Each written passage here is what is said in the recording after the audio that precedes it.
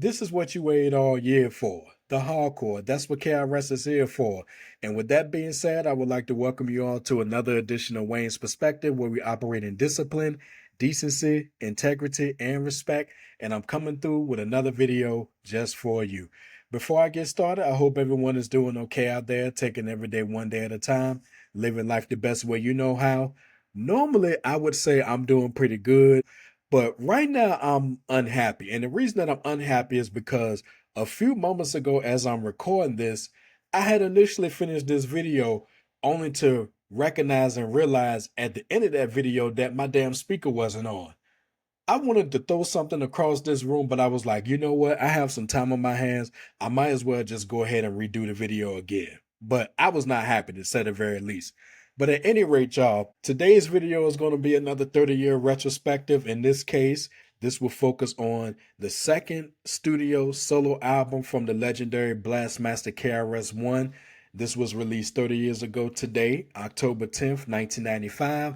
And the Blastmaster, at this point, he was approaching a decade in the game, and with 6 studio albums under his belt, with 5 of those being under the Boogie Down Productions banner, and 1 solo album, which, as y'all know, that would be the classic album from 1993, Return to the Boom Bap, along with other notable contributions to hip hop since the mid 80s. KRS had already etched his name in the annals of hip hop history, and all of this was leading up to his second solo studio album. But before we get to the album, y'all know I got a small story, because what would a 30-year retrospective be without me telling some type of story? So here we go. As y'all already know, I'll always forever credit my dad with turning me on to hip hop, because without him, we wouldn't even be having this discussion right now. And as 1995 came to a close, even though he was still a fan, he was slowly but surely checking out of it. Case in point, December of 1995, and I believe this was a few days after Christmas, he had gave me a number of cassette tapes. This KRS-One album was one of them, but the other ones that he gave me, check out this lineup, y'all. He gave me Tupac's Me Against the World, Fat Joe's Jealous One's Envy, the Junior Mafia Conspiracy album, Big Mike's Something Serious, Outkast, Southern Playalistic Cadillac Music, their first album, and Grand Puba's 2000. He gave me some other ones, but even with my shop memory, I can't recall what those were. And keep in mind that at the beginning of the year, he gave me dub copies of Mobb Deep's The Infamous and Scarface The Diary. So as an 11-year-old boy, I was ecstatic. There's no question about that. And speaking of ecstatic, that's going to take us right into today's album. Like I said, the self-titled second studio solo album from the Blastmaster KRS-One, overseen by Scott LaRock. Rest in peace. The first song on the album is Rappers Are in Danger, and this was produced by DJ Premier. I also want to note that throughout the album, there would be a series of interludes with fellow artists, DJs, and other notable names in the industry giving KRS shout outs.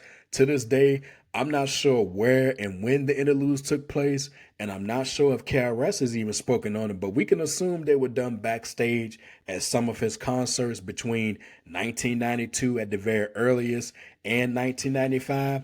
And since I got the album insert right here, I'm just going to go down the list of names of people who did these interludes, and they are the following: KG of Cold Crush Brothers, Grand Wizard Theodore, TC Islam, Mr. Magic, the Godfather of Hip Hop Kool Herc, DJ Chuck Chillout, I always like that name, MC Shan, Kevy Kev of the Funky 4 Plus 1, Scorpio of the Furious 5, Lord Finesse, Awesome 2, Special K and Teddy Ted, Kid Capri, Chris Coleman, Reg in Effect, Violet Brown, Search, Chub Rock, Method Man from the Wu-Tang Clan, Mr. Cheeks from the Lost Boys, Ed Lover, who came through with a nice freestyle at the end, Jadana Howell, DJ Jam, Franzen, Jake the Snake, DJ Power, G Wiz, DJ Iran. He also noted that Criminal Minded was the best thing he ever heard, so he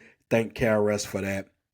Rich Nice, Baby G, Steph Lover, Tossin Ted, Buddha Brothers, J. Rue the Damager, MC Hammer, Rampage, who was already representing the Flip Mode Squad at this point, the God Rakim, Commissioner Gordon, and G and G Simone. So shout out to everybody who came through with an interlude for KRS. Continuing on with the album, like I said, song number 1, Rappers Are in Danger, the album's second single. This was backed by a DJ Premier produced track and a well-timed sample courtesy of OC's already classic Time's Up and other notable selections regarding those samples. And this was the perfect way to start the album. It was a clear indication that not only had KRS not lost a step, but he was here to stay. And trust me, there's more where this came from. Yo, Blastmaster Chris, I don't talk ish. Expand your consciousness and dismiss foolishness. No one is new to this or new to Chris. In hip hop's atomic structure, I am the nucleus. I agree with that. Song number 2, we have The Automatic featuring Fat Joe, produced by Big French Productions. Simply put, this was some lyrical gunplay in KRS form, nothing more or less, and it makes his points. And for some reason, Fat Joe was credited with a guest appearance, even though he just came through with some closing words. So I'm not sure why he was on here.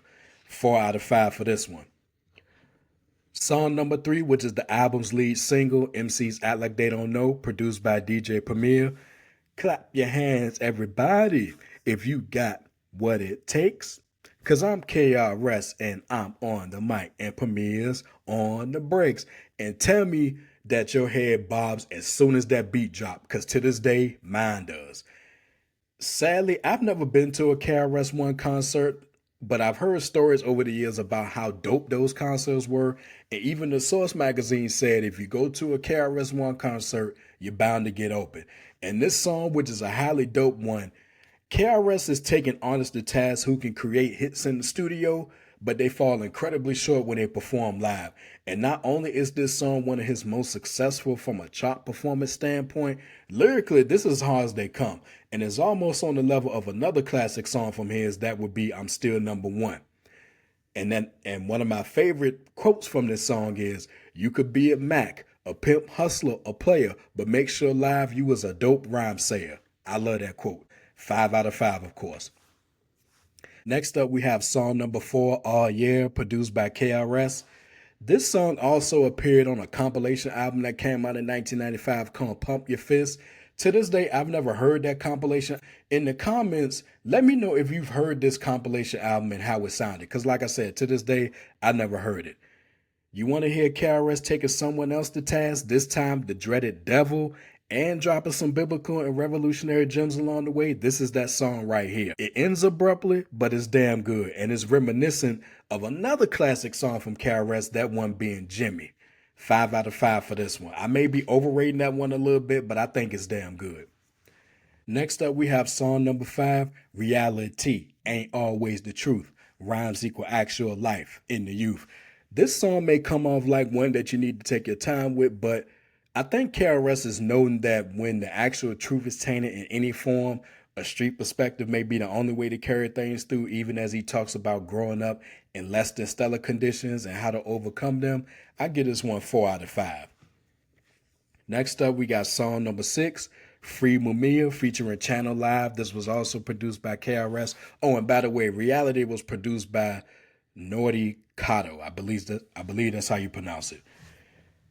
Getting back to Free Mumia, this is probably the most politically charged song on the album, which can be viewed as a tribute to political prisoner Mumia Abu-Jamal. And when it came to topics like this, KRS-One wasn't too far behind with his viewpoints. And guest Channel Live, they went out of place on this one. And the chemistry that these guys had on Mad Ism, also released in 95, that was present here. And Genius.com, they perfectly described this song, not just KRS and Channel Live equating Mumia's struggles with hip-hop, but also noting that, quote-unquote, Mumia was arrested and convicted for political reasons, just like hip-hop was under trial and used as a scapegoat for political gain. That is true, especially at this point in 1995. 5 out of 5 for this one. Song number 7, Hold, also produced by KRS. Lyrically creative is how I would describe this song, and it featured KRS using the words hold, H-O-L-D, hold, H-O-L-E, and hold, W-H-O-L-E, to great effect. And if you're listening closely, there is a story that he's telling here as well. No hook needed, and the more to his story is this, quote unquote, your addiction to your needs and your wants is what causes problems in your life. Make sure you got what you need. Put at a safe distance all the things that you want. It's wants that get you into trouble. This is the balance of life, the balance to life on a whole. No question about that. 5 out of 5 for this song. Next up is song number 8, Wannabe MCs, featuring Mad Lion, produced by DJ Premier. Pre-1995, during 1995, and post-1995, KRS had no patience or tolerance for whack MCs, and this is another one of those songs that highlighted that. It doesn't pack the same punch as previous songs of his that cover the same subject, but this one still worked, and Mad Lion came through with some closing words at the end. Not a full verse. 4 out of 5 for this song. Song number 9, Represent the Real, featuring Das EFX, produced by Showbiz. I already talked about this song in my Das EFX video commemorating 30 years of the release of Hold It Down. And if you haven't checked out that video, be sure to do so. And like I said about that song, 4 artists who represent the real hip hop. And when you got Das EFX, KRS, and Showbiz, from Showbiz and AG on the song, with Showbiz being behind the boards, you got a 4 out of 5 song. Song number 10, The Truth, another one produced by KRS. This is a song with a heavy biblical focus where KRS is either too biblical or dropping science, separating fact from fiction, depending on your perspective. It's also a nice yet odd transition to the next song, but in this case, The Truth, I give it 4 out of 5. The next song is song number 11, Build Your Skills, produced by Diamond D from Digging in the Crates crew, featuring Busta Rhymes. Hey, rappers talk too much shit, but can't back it up with lyrics. Build your skills. And the hook right there tells you all you need to know about this song, and it's definitely 10 times more relevant in present day 2025 than it was 30 years ago. And the most notable things about this song is that number 1, Busta Rhymes was credited, but he barely said anything. And number 2, KRS was already dismissing the so-called East Coast versus West Coast beef, which was becoming a thing even when this album dropped in October of that year. 4 out of 5 for this song. Song number 12, Out for Fame, produced by KRS. This was him giving mad props and respect to the third element of hip-hop, graffiti, fresh for 1995, of course. 4 out of 5 for this one. Song number 13 is Squash All Beef, produced by Diamond D. Background vocals by Sadat X, and this was also inspired by Kool Moe Dee. And the reason for the inspiration is something that he said on Self-Destruction. I never ever ran from the Ku Klux Klan, and I shouldn't have to run from a black man. No question about that. Even though we as a society, we tend to argue to settle our differences in regards to our personal and professional lives, from a hip-hop standpoint, I understand where KRS-One was coming from here, because in the end, everybody should be able to come to the proverbial table and work out their differences. And this also does play like a 1995 version of Stop the Violence. It's a good song overall, one that I give 4.5 out of 5, but I'm taking 5 points off because it seems like during the third verse, he switched topics all of a sudden. Because the first and the second verse was right on point, but then when that third verse came, he went in a different direction. Not sure why that is. If you disagree, let me know in the comments. And then we close the album with song number 14, Health, Wealth, Self, produced by KRS. An excellent way to close the album. He attributes his overall gifts and longevity in hip-hop to his mother. In addition, he applies the song title to 5 key lessons for hip-hop survival. Number 1, if it ain't fun, you're done. And I think most of us can testify to this, because when you're doing something that you love and it stops being fun, you know at that point it just becomes a job, nothing more or less. Number 2, make sure you get a dope crew. Number 3, MCs should have other ways of getting money, and hell, in present day 2025, that's definitely the case, because most artists have more than one stream of income, whereas in 1995, most artists, all they want to do is just rap and get paid. You may see some show up on a sitcom. You may see some show up in a movie or a commercial or something like that. But for the most part, 30 years ago, as long as cats had a mic in their hand and their bank account was looking good with everything else along the way, they were happy. Number 4, sell your image. And then number 5, the illusion. But in other words, allow yourself to progress, not regress. And I get that closing song 4.5 out of 5. My thoughts on the album, when I think about it overall, trying to follow an album like Return of the Boom Bap would have been difficult for any MC, but KRS-One managed to do that with this album. Granted, it's not better than his predecessor from 1993, but make no mistake about it, this album was excellent from start to finish. And the Source magazine, in their 1995 year-end review issue, my favorite as y'all know, they picked it as one of that year's best albums, and rightly so. Overall, I give it 4.5 mics. Definitely a superior album. And y'all know I'm not done. In my hand, I have the October 1995 issue of The Source, that same issue with the Kool G Rap 456 review. It has Method Man, Raekwon, and the RZA on the front. A cat by the name of A.L. Dre, he did a review of this KRS-One album, and I'm going to read it verbatim. Here we go. Hip Hop versus Rap is like a greatest hits album from KRS and BDP, meaning that the best elements from his past albums are exhumed, brushed off, pumped up with new life, and made fresh for 95. You suckers. Armed with fierce lyrical veracity, the king of self-hype and promotion challenges any MC and aims to back up whatever he claims. So when MCs act like they don't know, battle mode is pressed. Chris opens using the melody from Curtis Blow's The Breaks to rock his flow as DJ Premier provides the break beats. The beat is caressed with chiming bells, monotonous piano keys, and cuts and scratches, all meshed over a slick bass line. Delivering for the hardcore, Chris proceeds to flip different styles, drop punchlines, sing different melodies, and challenge, harass, spank, and punish all whack MCs. The gauntlet toss, Chris is ready to go skill for skill, toe-to-toe in a battle for worldwide rap supremacy. This theme only builds and manifests further with tracks like Build Your Skills, featuring Busta Rhymes, Aw Yeah, and Rappers Are in Danger.